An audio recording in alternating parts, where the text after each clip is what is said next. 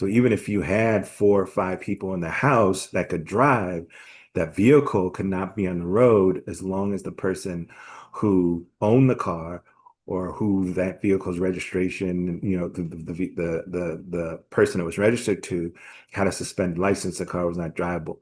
So another reason why I led with compassion and empathy in order to give them options and to, I don't want to say protect them, but to protect our society.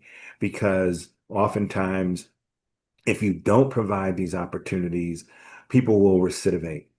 And before you know it, a minor misdemeanor turns into a felony, and a fine turns into years of incarceration. Families are broken up, et cetera, et cetera, et cetera. Where did this all come from? This all came from the roles and the relationships mentors had on me as I was growing up as a child in Western Massachusetts. It was my mentors not only exposed me to alternative ways of thinking because they came from so many different backgrounds. When we talk about manhood and what manhood means, but they also sacrificed and were willing to take risks with me.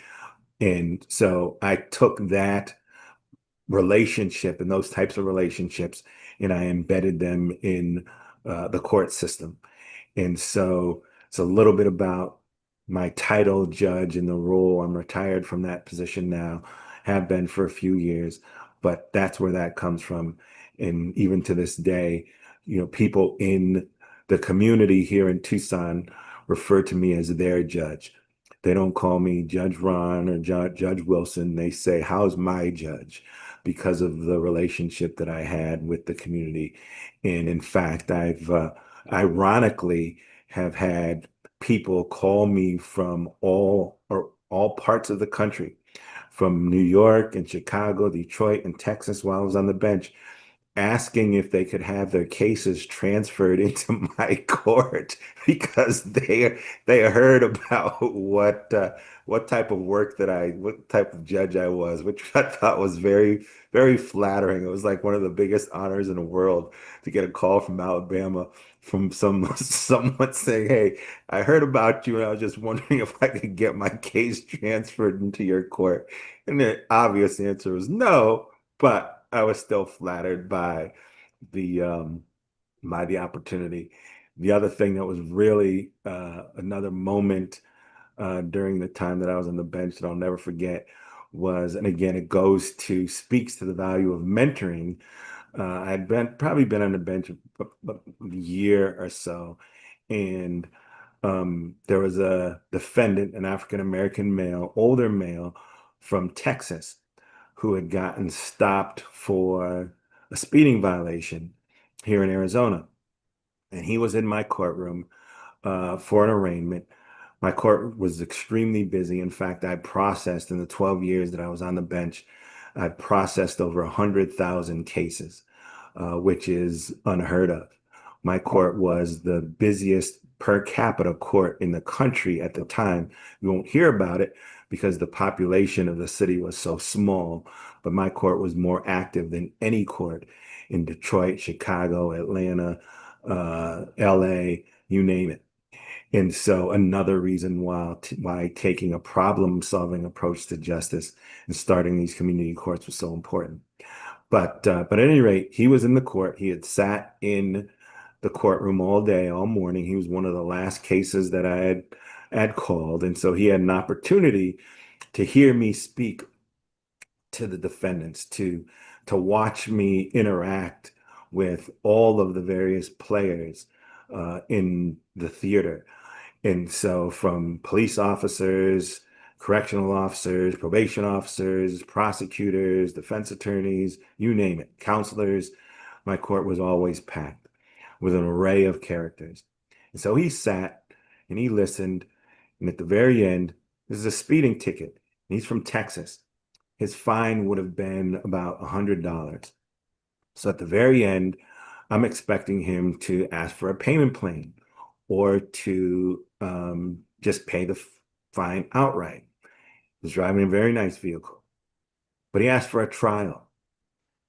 And it kind of caught me off guard. And it even caught the attention of many of the other characters in the courtroom. And so I said, "You do realize that the fine is, $100?" He goes, "Yeah." He goes, "But I want a trial. I want to fight this."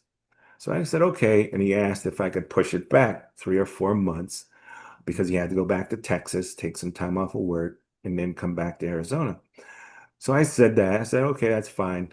So, so fast forward 3, 4 months go by. He comes back and we have the trial. And during the trial, he was the most difficult defendant that I had ever come across. He was yelling at me. He was challenging me. He was challenging my authority. He was cursing at me. He was the most disrespectful defendant that I had ever had. It was the hardest, and I would say at the time, the most challenging case that I've ever sat on. Excuse me. At the end of the trial, he was found responsible, and decided that he wanted to pay the fine in full that day. So I agreed. I assumed everything was over, and the police officer left, and he said, "Judge, I just have one more thing that I need to say to you." And I was like, "Okay, let me have it. You didn't hold back throughout for the past 2 hours, again on a speeding violation. So let me have it." And at that point, he stepped aside, and in the back of the courtroom was this little black boy. And he goes, "I want to introduce you to my grandson."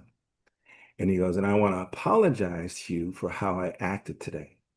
But I wanted my grandson to see you, and I wanted my grandson to hear you, and I wanted my grandson to know that there's no situation that he will ever face, or no type of confrontation or anything that anyone could say to him that could ever justify him becoming indignant. And you did and showed him exactly that." And so the grandson stood up. He came to the front. He introduced himself. I introduced myself to him. The defendant again apologized and thanked me, and then also affirmed and said, "I knew this is who you were." And he goes, and I knew this is how you would respond. He goes, "I put my trust and my faith in the Lord and in my instincts, and you are the man that I thought you were." And so after him saying that, the courtroom exited. I actually got off the bench and I invited the young man up to the bench, and I put the robe on him, and I let him hold the gavel, et cetera, et cetera.